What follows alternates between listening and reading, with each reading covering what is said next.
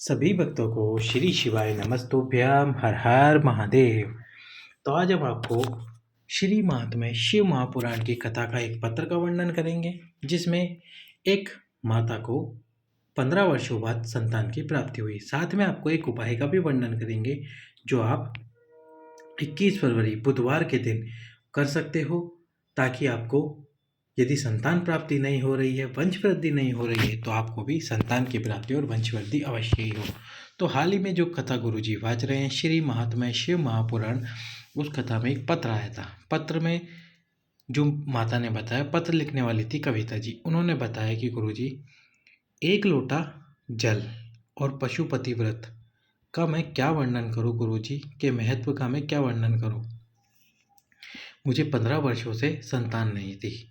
मैं हर एक डॉक्टर के पास में जाके आई थी, सब जगह दिखा के आई थी, पर फिर भी मुझे संतान की प्राप्ति नहीं हो पाई। उसके बाद मैंने टेस्ट ट्यूब बेबी कराने का सोचा, टेस्ट ट्यूब बेबी कराया, उसके बाद भी मुझे संतान प्राप्त नहीं हुई। ऐसे करते करते करते समय निकलता गया और समय जाता गया।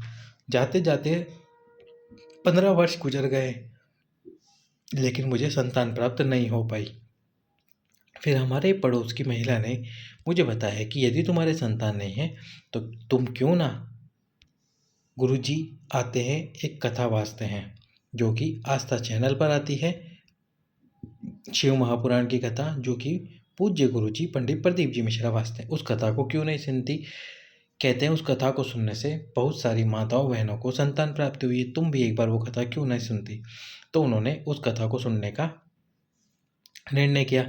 आस्था चैनल पर उसी समय पे गुरुजी का रुद्राक्ष महोत्सव चल रहा था, जो कि महाशिवरात्रि के समय गुरुजी रुद्राक्ष महोत्सव की कथा में कथा वाचते हैं।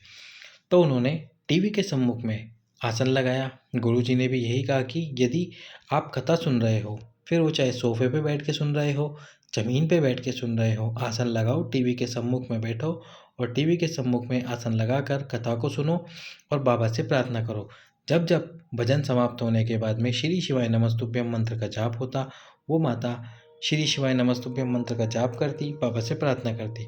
साथ में ही जब उन्होंने रुद्राक्ष महोत्सव का सुना था, तो फिर वह उस रुद्राक्ष महोत्सव में भी जाने का मन बना चुकी और वे उस रुद्राक्ष महोत्सव में भी जाकर आई, बाबा से प्रार्थना करके आई।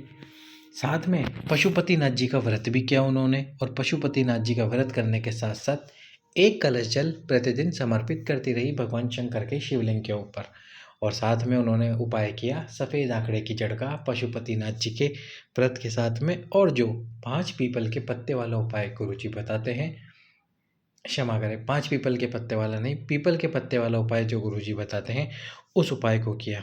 अब आपके पास भी मौका है, उनको संतान की प्राप्ति हुई, 15 वर्षों बाद उनकी झोली भरी। आपके पास भी मौका है माँ बनने का, संतान प्राप्त करने का। करना क्या होगा आपको, तो जिन माताओं बहनों का, अब तो इसमें 2 तरह की माताएं बहनें, एक वो जिनका रजस्वला धर्म प्रॉपर आता है, यानी कि हर महीने के महीने रजस्वला धर्म यानी कि पीरियड आता है, फिर भी उनको संतान प्राप्त नहीं हो पाती। और जिन माताओं बहनों को रजस्वला धर्म नहीं आता, बंद हो गया है, उनको तो और समस्या होती है कि उनको जब रजस्वला धर्म ही नहीं आता तो संतान प्राप्त कैसे होगी। क्योंकि रजस्वला धर्म के बारे में आप भी जानते होंगे कि जब रजस्वला धर्म आता है तो फैलोपियन ट्यूब में से एग निकलते हैं, जो कि गर्भाशय में आते हैं और उसके बाद में संतान की प्राप्ति होती है। लेकिन जब रजस्वला धर्म ही नहीं आता तो संतान की प्राप्ति कैसे होगी। तो इसके लिए भी गुरुजी ने एक बहुत ही विशेष और महत्वपूर्ण उपाय बताया है। जिन माताओं बहनों का रजस्वला धर्म बंद है, उनके लिए कब कब कर सकते हो आप ये उपाय। तो आप जानते हो, महीने में जितने भी सोमवार आते हैं उस सोमवार के दिन, या फिर जो महीने में प्रदोष आती है। अब प्रदोष का आप जानते ही हैं कि महीने में 2 प्रदोष आती है, एक शुक्ल पक्ष की और एक कृष्ण पक्ष की। दोनों प्रदोष में से किसी भी दिन, तो 21 फरवरी को आ रही है प्रदोष, तो इस प्रदोष के दिन आपको ये उपाय कर लेना है। करना कैसे है, जड़ को लेकर आओ, पति और पत्नी दोनों जाकर लेकर आओ। यदि मान लो पति जाता ही नहीं है, आपने हाथ जोड़ लिए, मिन्नतें कर ली, फिर भी नहीं जा रहा, तो आप महादेव से ये बात बोल दो कि देख लो बाबा, मैंने पूरा प्रयास कर लिया पर मेरे पति नहीं जा रहा है, तो मैं अब अकेले ही इस जड़ का उपाय करूँगी। सफल कराना है तो तुझे ही कराना है, तू ही जाने कैसे सफल कराएगा इस उपाय को। ये बात बोल देना और फिर आप अकेले ही लेने चल जाना। यदि आप अकेले नहीं जा सकते हो पति आपके साथ में जा रहे हैं तो बहुत अच्छी बात है, फिर उस जड़ को लेकर आओ। पति और पत्नी दोनों शिव मंदिर में जाओ, प्रदोष के दिन 21 बार तुम्रुकेश्वर महादेव के नाम से उस जड़ को शिवलिंग पे से घुमा लीजिए। घुमाने के बाद में आपको क्या करना होगा, शिवलिंग पे से जड़ को घुमाइए और उस जड़ को अपनी कमर में लाल धागे में बांध लीजिए। माताओं बहनों को अपनी कमर में लाल धागे में बांध लेना है। उसके बाद में आपको लाल धागे में बांधने के बाद में आपका नाम और गोत्र बोलना है, झोली पसार कर बाबा से प्रार्थना करनी है। फिर आपको क्या करना है, एक पीपल का पत्ता भगवान अवधूतेश्वर महादेव के नाम से, कौन से महादेव, अवधूतेश्वर महादेव के नाम से एक पीपल का पत्ता समर्पित करना है। और उस पीपल के पत्ते को आपको 5 मिनट बाद शिवलिंग पे से उठा लेना है। शिवलिंग पे से 5 मिनट बाद उठा लीजिए। फिर उस पीपल के पत्ते को गाय के दूध में उबाल लीजिए। केवल उबालना है, जिसको ज़्यादा देर तक आपको उबालना नहीं, गाय के दूध में उबाल लीजिए। पीपल के पत्ते को निकाल कर आपको रख देना है किसी भी वृक्ष के नीचे।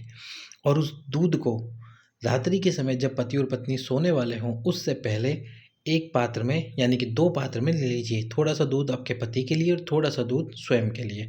अब इन दोनों को अपने हाथ पर उस पात्र को रखना है। भगवान तुम्रुकेश्वर महादेव का स्मरण करना है, तुम्रुका जी का स्मरण करना है, प्रार्थना करनी है, बाबा इतने लोगों की झोली भरते हो, मुझ में कोई कमी रह गई है, मुझसे कोई गलती हो गई है, उसको माफ़ करो और मेरी भी झोली भरो। प्रतिदिन एक पीपल का पत्ता समर्पित करो, उस पीपल के पत्ते को लेकर आओ, अवधूतेश्वर महादेव के नाम से समर्पित करने के बाद में गाय के दूध में उबालो और उबालने के बाद में पीपल के पत्ते को रख दो।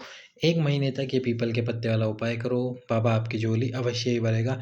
जिन माताओं बहनों को रजस वाला धर्म नहीं आता उनको भी इस उपाय को करने से संतान की प्राप्ति अवश्य ही होगी। आप भी इस प्रदोष के दिन 21 फरवरी बुधवार की प्रदोष के दिन इस उपाय को कीजिए, बाबा आपकी झोली अवश्य ही भरेगा।